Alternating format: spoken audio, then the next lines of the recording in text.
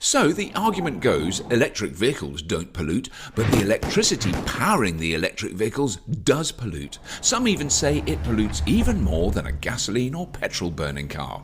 If we're going to look beyond the EV itself to the energy that powers it, shouldn't we do the same for the fossil-fueled combustion car?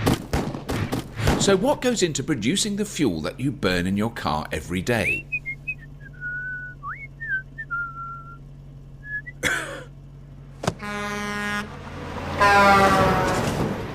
Gasoline or petrol starts as oil, on average 5,900 feet below the surface of the Earth. A great deal of oil is extracted using what is called a pump jack. Pump jacks don't run by themselves. In most cases, they use electricity. It takes, on average, 9,960 kilowatt hours of electricity every month to drive one pump jack. To put that in context, that is enough electricity to power a Tesla Model 3 for 34,860 miles. In the United States, there are an estimated 435,000 oil wells using pump jacks. Estimated electricity use for these wells is over 4,300 gigawatt hours a month. That is a lot of electricity, and that is just to get the oil out of the ground. If we used that electricity to power electric vehicles directly, it would be enough to power over 15 million electric vehicles for a month.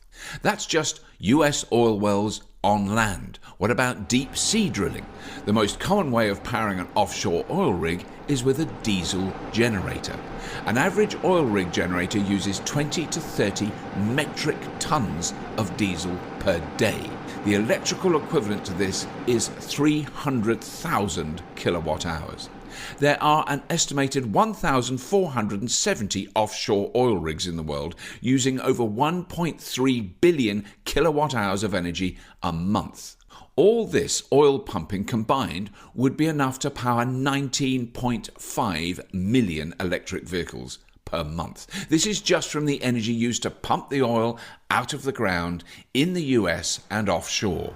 So not only does the fuel pollute when we burn it in our cars, we are also using a huge amount of electricity just to pump the oil that makes the fuel.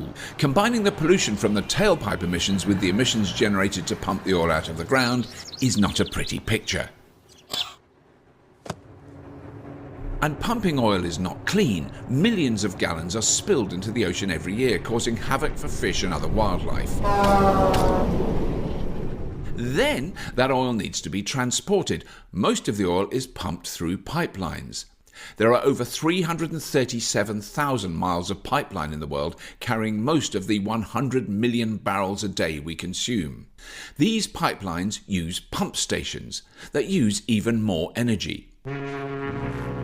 Oil is also shipped. The oceans are unregulated as regards emissions, so ships use the cheapest, dirtiest fuel possible to keep costs down, making them one of the largest pollution sources on the planet.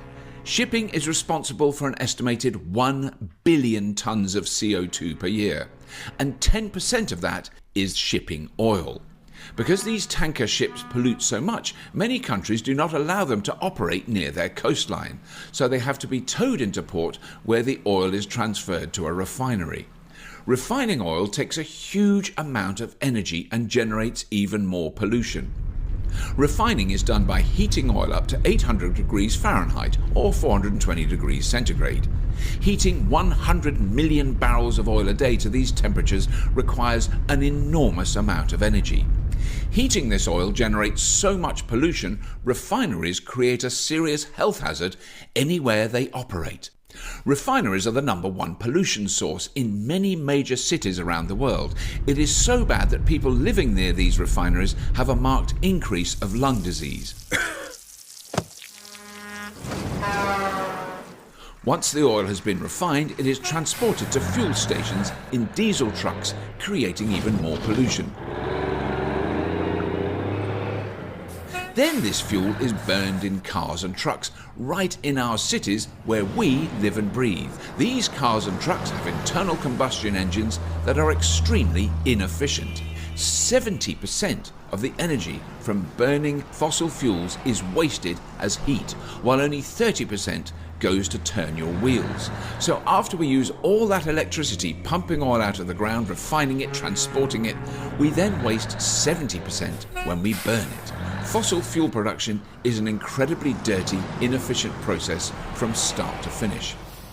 When we contrast all this to powering an electric vehicle, the difference is very stark. Electricity does not need to be pumped from thousands of feet underground, transported with trucks or trains, or pumped along pipelines. It does not need to be shipped overseas. It does not need to be refined, and it is not polluting where we live and breathe.